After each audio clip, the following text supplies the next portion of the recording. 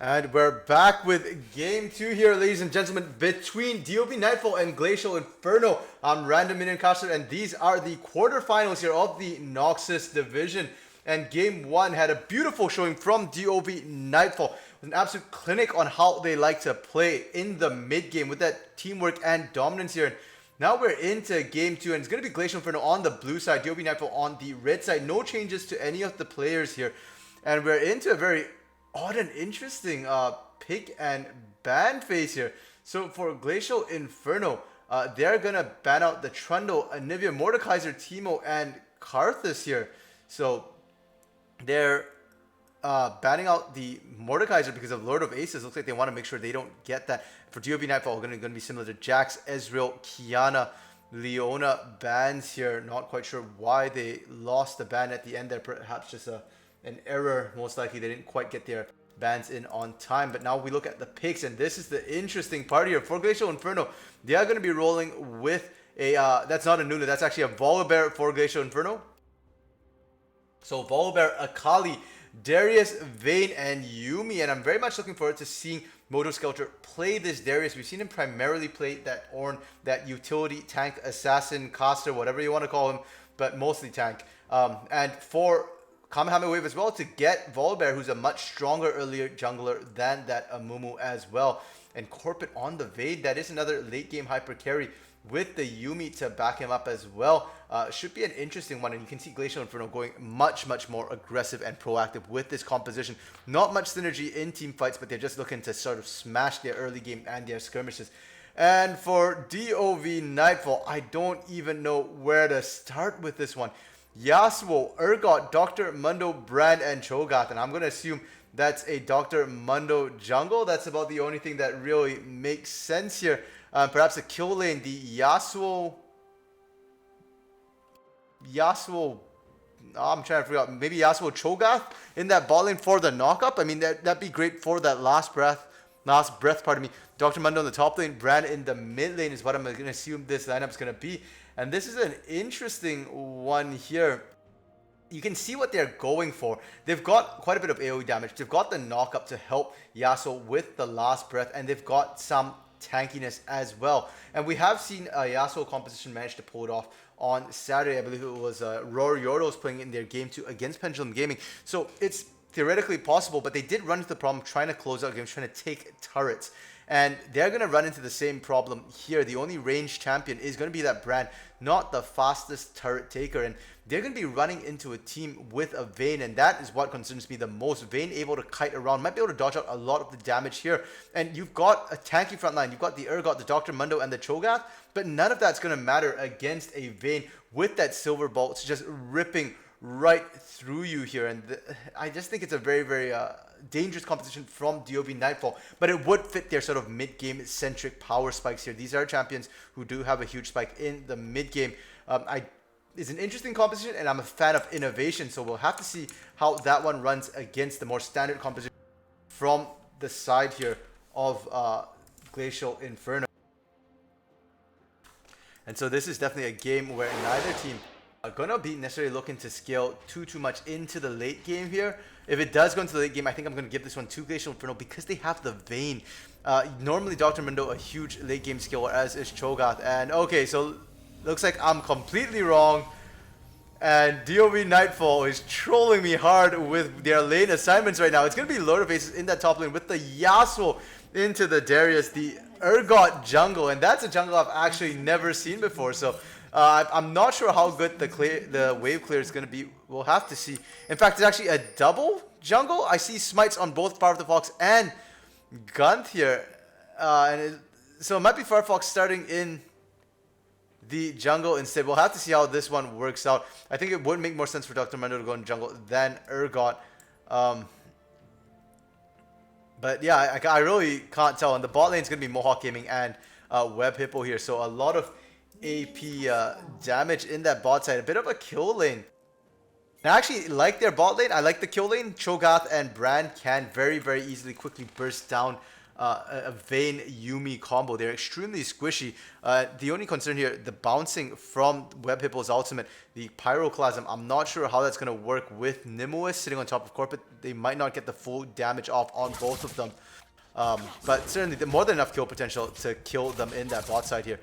And it is going to be Gunt in the jungle with that Urgot to start for now. And both junglers starting on that bot side here. That top lane though, I'm concerned for Lord of Aces. Darius actually a counter usually to Yasuo.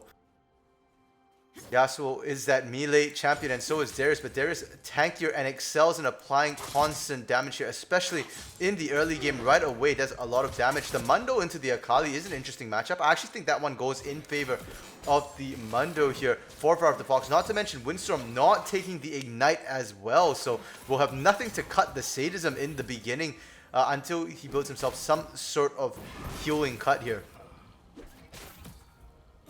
So mid lane should be just fine for DoVN Nightfall. And in the early to mid game, in the laning phase here, it's looking like it's going to go DoVN Nightfall's way. And we're going to have to see the effect of the junglers, because I'm just very concerned for this Urgot jungle. He's already starting to fall behind.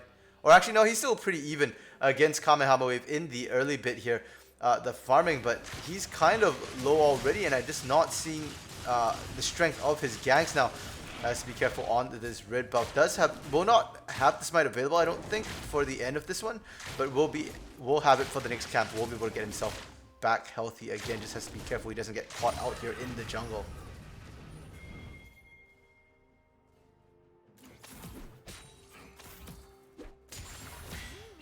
So for the side of DoVN Nightfall, I think they're the ones who have to be proactive. They're the ones who have to look for the sort of initial bit. You can see how much damage they're putting down in that bot side. The Dark Harvest here for Web Hippo. He's able to stack that quite comfortably for now.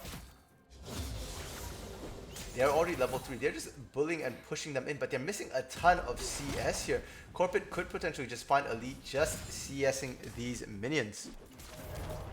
And we do see now Kamehameha looking for a gank in the bot side. He gets the stun. That's going to be Web Hippo bursts down immediately. The flash not going to save him, and it won't save Mohawk Gaming either. The last bolt there going to come out in time. Going to be able to hunt him and take him down. And that's a 2 kills fed down into the bot lane. First blood to Kamehameha Wave, and Corpit finding himself a kill as well. We saw the teleport coming out from Windstorm. Unfortunately, will not really get anything, and that's going to give more CS and pressure to Fire of the Fox in that mid wave there. Very, very unfortunate for Windstorm here. Corpit only getting that one kill, does not get any assist at all. And we can see the damage coming out of Firestorm, but it won't be enough. The flash coming out from Power of the Fox as well to secure that one. And that was one risky choice from Windstorm. I think he's not used to playing against the Mundo in that mid lane there. And yeah, I mean, you can't underestimate the damage from that Mundo. This is not even a Grasp of the Undying Mundo, so it's not that huge burst and chunk. It's a Conqueror Mundo here. So he's able to heal up from a lot of the damage that he's putting down here. Just be careful, it's extremely low, and Kamehameha Wave is on the side. The flash coming in, that's going to be an easy kill on the turret. Fire of the Fox really sticking around way too long there when he had no health at all. Continuing with the, I believe it's the Masochism burning away there, completely unnecessary. And now we see finally a gank from Gun looking to the top lane. He gets the flash off, gets onto Mojo Skeletor, but Mojo Skeletor able to patiently hold on to his flash, burning that to get away, and he'll be just fine for now. Lord of Asia is actually doing pretty well in that top lane. It's about even in CS, even before the gank from Gunt. And while he might struggle in the early game, as the game scales up, we've all seen a late game Yasuo's. They're absolute monsters and a pain to deal with here. The Burning Agony from Power of the Fox, he just has it running constantly. You can see that the Shroud does nothing against it. Just walking in, taking a turret shot, and he's still up in health against Windstorm. So Windstorm definitely having a rough time of it here in the mid lane. And in the bot lane, it's Corpit finding a kill onto Web Hippo. He's going to continue hunting down Mohawk here, able to dodge out the Rupture, but the Rupture is enough to get Mohawk to safety for now. And this bot lane of Mohawk Gaming and Web Hippo not doing as well as they had hoped. I mean, they are a kill lane, but so far not a lot of kill potential. They're waiting for 6 top lane. Lord of Aces putting the damage down. The Noxian Guillotine looking to get the execute. Can he get it? No, it's the last breath turnaround from Lord of Aces. They trade 1 for 1, but that was just down to the wire. Great play from Lord of Aces to be able to find himself a kill there to return onto that. But that's going to give Gunth the ability and confidence in that bot lane to be able to secure themselves a Drake. And it's going to be an Inferno Drake here for themselves. So even more damage, more power. And Mohawk Gaming now getting bursted down by Corporate. He's now 3-0 here. Not the start they needed for this bot lane. And originally I had said DoV Nightfall probably having a bit of an advantage here in their laning phase. Could look to win, and they kind of have to, because as the game goes on, Corporate will skill up, become that late game carry that can just melt through all the tanks. But unfortunately, it's been quite the opposite here. It's actually Glacial Inferno who've been dominating the early phase in that bot side, top side, able to pressure on Lord of Aces as well. And Gunth is the one making, oh sorry, not Gunth, Kamehameha Wave, pardon me, I keep calling the wrong person there. Kamehameha Wave is the one able to make waves in the beginning here. Able to find kills, find pressure. That's putting them in the lead right now. They're up about 1.3 thousand gold, and a lot of that sitting on Corporate. That's exactly who Glacial Inferno want to have snowballing right away. And now in that bot lane, they are down half a level here for Mohawk Gaming. And that's where you need to keep your eye on to, because at 6, Web Hippo and Mohawk Gaming will unlock a ton of damage with that feast, with that pyroclasm, and that's their time to start turning it around. Their early levels have not been good to them here, and we'll have to see if they can pull it off, or if Corporate can continue snowballing his lead, look for kills as well. And Corporate, despite getting all those kills, was actually originally up CS, is actually now down quite a bit of CS, about 10 CS here, despite the 3 kill lead. So looking like Corporate's been going for kill potential, farming champions rather than minions. And I mean, he still has a lead, so it's hard to say it didn't work out, but it is not ideal for him. He wants to try and get as much as gold as possible. Wants to unlock that Blade of the Rune King very, very early here. And probably wants to follow it up with something a little defensive, maybe a Death Dance or a Maw of Malmortius just to try and survive, because that's a lot of bursts that can come out. Now mid lane, Windstorm and Fire the Fox going at it again and again. It's Fire the Fox winning that trade in the mid lane. Windstorm not seeming to really know the power spikes and when to back off, when to go in. That's the bright shining point right now for DoV Nightfall. Fire the Fox in the mid lane, able to control and exert pressure. Does have to be careful he doesn't overstay again, though. He gets a plate, but Kamehameha Wave coming in from behind.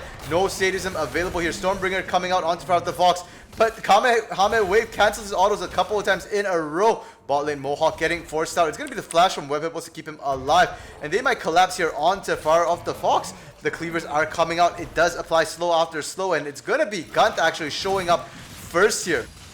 Now Mojo Sculptor has to be careful. He's stronger though, and he's able to put the damage on. The dunk comes out. That's an easy kill. Kamehameha Wave and Windstorm not needed. Instead, they're going to go straight for the Herald here. DoV Nightfall looking a little lost here in the early game. This is an issue that has plagued DoV Nightfall for most of the regular split. They often have this sort of issue in the laning phase where they fall behind. They look a little lost. I mean, sure, at about 15 minutes, they really come online. They start working together, and you know, you start seeing those proactive moves. But if you're down like 3,000-4,000 gold by the 15-minute mark, it's hard to make these sort of plays. And now they're down about 1,000 here. Not the biggest, but there is now a Herald which could potentially be dropped out. And we do see now Mohawk getting a little over eager. Does have the feast available, but his attention was split. Could not quite get onto Nimble, and he just feeds up a free kill to Corporate there on a silver platter here. Kamehameha Wave has to be careful. He's 2 levels down, chasing after Fire of the Fox. Is looking to back out. No Stormbringer available for him this time. And Nimue there to back him up. They get the heal. They get the root onto Fire of the Fox. And Fire of the Fox going down. Just barely unable to take Kamehameha Wave. But that's going to cost his team, because now Corporate is popping off. He's got Gunth. They're going to get Web Hippo. That's another double kill for Corporate. He's 6-0-1 right now. And in that top side, Mojo Skeletor able to finish off Lord of Aces as well. That's almost an ace here. Mohawk Gaming, the only one standing, and that's more because he wasn't even present. Did just respawn not so long ago from that bot lane kill. And saying that it's 12-3 in favor of Glacial Inferno. They're turning on, they're firing back, and they're showing why they've been winning in the last couple of weeks here. They're going to drop Shelly into that bot side as well. Potentially look for that first turret. I don't know if they have enough damage yet. Because just a Vampiric Scepter here and the call on Corporate means he doesn't have all that much attack damage or speed.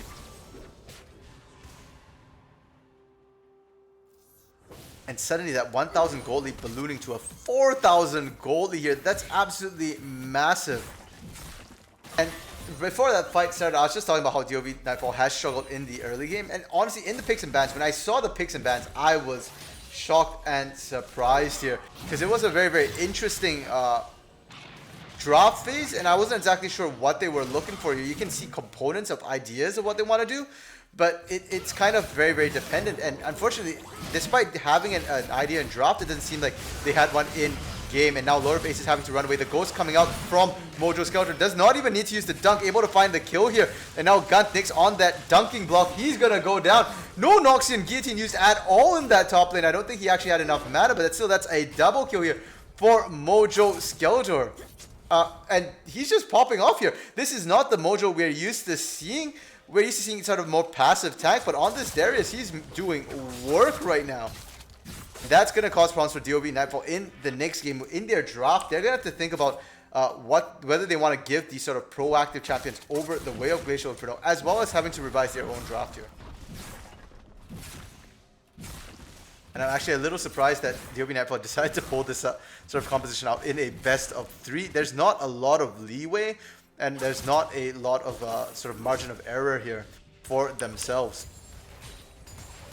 And they didn't seem to have a plan coming into the early game. We saw next to no proactive moves from any of the lanes here. They didn't play it safe. I mean, Fire the Fox did manage to find leads in the mid lane himself, but that's not enough by itself. And now Kamehameha Wave looking for that gank. Fire the Fox might not get out this one now. Sadism taking, he's healing a lot, but it's not enough to out heal the damage put out by Windstorm and Kamehameha Wave here. And now we're starting to see Fire of the Fox, the strongest member of DoV Nightfall, unable to really hold on either. And this is sort of the beginning, the herald of the end here for DoV Nightfall. Their composition needs to find something. And the bot lane now, Web Hippo, Mohawk, they are level 7. They do have their ultimates available, unlocked. The problem is, can they do anything with it here? Kamehameha Wave and Windstorm able to pick up themselves their second Drake of the game. It's going to be a Cloud Drake, increases cooldown reduction here. And now Mohawk going in, can't seem to land anything at all. He goes down before he can even feast. The Pyroclasm comes out, but there's nowhere to bounce. And that was my concern, because you've got a Yuumi. It doesn't bounce off Yuumi when she's on a ride there. No minions either, so Corporate takes next to no damage from the Pyroclasm. Mohawk's dead again. He's 0-4-0. Web Hippo 0-3-0. This bot lane is a combined 0-7-0 right now. The kill lane is not working out now. Corporate able to aggressively go in. They get themselves yet another kill. The stun does not land. And Corporate now legendary as he goes 8-0-1 here. And when you feed the enemy's win condition this hard, it becomes just so difficult to do anything at all. Demolish comes across, and unfortunately for Fire the Fox, he just barely misses out getting first brick as Corporate finds it in that bot lane instead, but the turret score still even, and so the gold lead still maintained here. Well, I say maintained, but it's grown from 4K to 6K now at the 15-minute mark. That is starting to look like a very, very deep hole that DoV Nightfall has found themselves in right now. So if you are the side of DoV Nightfall, the question is, what do you do right now? Where do you go from here? Is there even a way back into the game? Their bot lane is evidently not going to be it for now. They're already super far behind. Top lane, it ain't happening either, because Mojo Skeletor just took down that top lane outer turret single-handedly here. And Lord of Aces, you can see, is completely zoned out. He's down about 30 CS. He can't do anything right now. He just has to sit in the turret and farm. In the mid lane, Fire of the Fox is slowly getting pushed back here. Windstorm still can't handle him 1v1, or can't kill him 1v1, but he can easily still go toe-to-toe in lane, farm it up, just hold him there. And anytime Kamehameha Wave shows up, they do have kill potential. Now we do see a collapse coming in onto the top lane into Mojo Skeletor. Now he's going to use the Ghost to run away, and you can see that upgraded Ghost, it did just get buffed this patch as well. Able to safely, quickly run to safety. Spooky Ghost coming out, won't even be able to find him there, and that's everybody thrown into that top side, and that's going to give Corporate time in this bot lane on his own. You can see that DoV Nightfall has the idea there. That's not the wrong move. Like, you want to collapse, get numbers advantage, find picks, get yourself back into the game. Top lane's a good idea. There's a 500 gold bounty on Mojo Skeletor. There's another 700 in that bot lane, but the problem is, can they catch them? And now, with their numbers advantage in that top side, they don't want to waste it. They're going for the Herald here, but Lord of Aces has to be careful. Mojo Skeletor looking to try and get the kill. The pull does not come across. Neither does the stun. And Lord of Aces getting the first dunk there. Pyroclasm coming out, only finding one. And that's going to be Web Hippo going down. That's a double kill. Now, Gunth on the chopping block does manage to take the Herald down. He needs to pick this up, but he gets no opportunity to. He goes down as well there. And now it's Mohawk going in, trying to pick up the Eye of the Herald, but that's just bait. Because you're running into the blender that is a very, very fed Darius. He goes down as well. Now, Far Up the Fox, the only one left alive right now for DoV Nightfall. Can he get away? He gets onto the blast cone. He hops away, and he's going to be safe for now. A 4-for-0 while trying to get the Herald. That might just be the death sentence here for DoV Nightfall, because now they're down 8,000 gold here. It's an increase of 2,000 every time we look, and that's really, really bad for them. It's going to grow more as the mid lane outer turret, the tier 1, going down for Glacial Inferno. And that's just everybody that's basically was a 1v4 almost there. Mojo Skeletor just running in, splitting them up, picking them up one by one, and there was just absolutely no synergy on the side of DoV Nightfall. The knock-up didn't land in time for the last breath to come out. You didn't see the stun coming out from Web Hippo. There was no bounces on that Pyroclasm. Mohawk Gaming trying to run in alone to pick up the Herald there. Didn't work. Gunth almost got killed by the Herald trying to pick that one up. And they ultimately get the Herald, but not the Eye of the Herald. And the main point of taking down Shelly is to get that Eye of the Herald to summon Shelly to do work here. So now it's a question of what does Glacial Inferno want to do. Bear not yet up on the map. It's only 18 minutes right now. Drake not going to be up for another 30 seconds. And now Mohawk potentially getting pinched once again. Is going to flash his way out, but that's a very, very fast Akali. And I don't think you get away from this one here. Windstorm flashing in a beautiful zone. He has to buy some time. And the Spooky Ghost, he actually manages to get out. And it's going to be Far the Fox coming in from behind. They managed to turn the tides on this one. They get the kill onto Windstorm. No bounty, but still, that's a nice kill. It's going to be picked up by Far Up the Fox once again here. And that's finally going to get Mohawk Gaming his first assist of the game.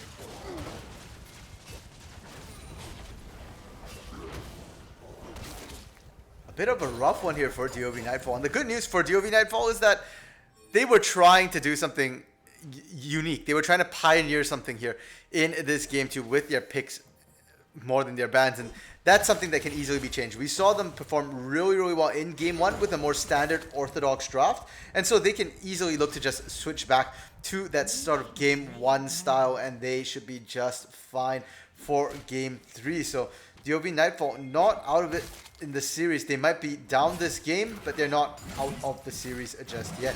And that is going to be another Drake going the way of Glacial Inferno. We're seeing yet another mountain map, Mountain Soul here on this game. And certainly, again, not the best soul necessarily, but still nice, especially when you can stack those mountains up in the late game with those resistances. It does add up quite a bit. So we are now seeing Glacial Inferno go back actually to laning here, it looks like. They've sent Corpet and Nimue down into that bot lane.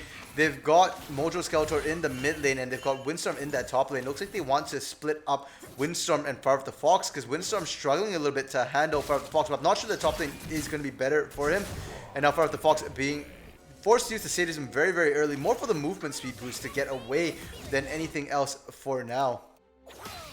Loader Bases in that top lane against Windstorm actually has a level lead, and they're balanced in terms of items. We've got the PD Berserker's Greaves coming out for Loader Bases, but Kamehameha showing up. He's gonna make things uneven here. They get the stun, they get the Stormbringer, and that's gonna force a quick flash out of Loader Bases. Can he get away? Because he's against an Akali, and Akali is great at chasing. He gets the double knockup. He's definitely gonna take the last breath. He's just looking to get away, but Windstorm able to chase him down. The Shurikens come out. They get themselves a kill, and Kamehameha Wave potentially looking to keep on going here, but the Rupture lands. He's in the middle of 3, and he's not anywhere near tanky enough. The Cinderhawk and the Dead Man's Plate not going to be enough for him. He's going to feed a kill over, and there was a bounty on him, a 300 gold bounty there, so that will be nice for the side of DoV Nightfall. And it's Mohawk Gaming picking up that one there. he gets himself a little bit more gold to try and get back in the game. But the problems, looks like he's trying to build a Roa, and we're already about 21 minutes into the game right now, and he still does not have the Rod of Ages even built yet. So I'm not sure that's the right item choice here for Mohawk. It's going to take him eternity and a day to build this one. And by the time that's fully stacked, we're going to have hit the point where Corpet is going to be just wrecking everyone. Already having the Rage Blade, Blade of the Ruin King, and the Executioner's Calling built for himself right now. Any tank is just going to get absolutely shredded right now by Corpet.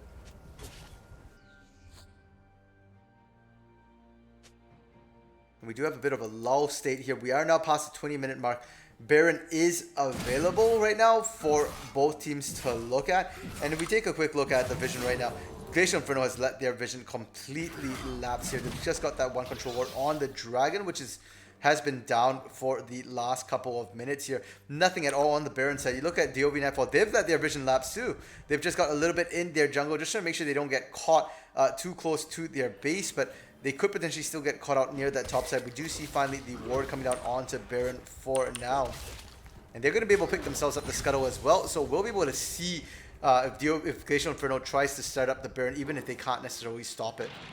Interestingly enough, Mojo and Gunt's going to meet around the corner there. They're going to back up, but that mid lane turret already down. That's the inner here dead. And Corpet now rotating into that mid lane. They're looking to brute force this one potentially because Farf the Fox is caught on that top side here. He manages to get that top lane inner turret finally. That's a little bit more gold here for DoVN Nightfall. They've managed to stem the bleeding for the last little while. It's been a 7,000 gold lead here for the last, I'd say, 5 or so minutes. And that's not a bad thing for DoVN Nightfall that they're trying to hold it in place there. But they are going to lose this inhibitor turret, and that's not worth if you're trading an outer front inner, pardon me. And it's going to be Web Hippo getting melted, and Farf the Fox this time with the Executioner's Calling can't run away. The Silver Ball just shredding right through him. Gun the next to go down, and Mohawk just running outside of his base trying to stay alive. Lord of Aces and Mohawk the only two left, and they're not going to go for the close. They're going to go for the kill instead. It's going to be Windstorm picking that one, padding his KD a little bit for 3 and 5. And it's looking dire for DoVN Nightfall. This might be it. They're going to keep on pushing. Web Hippo up in about 5 seconds here.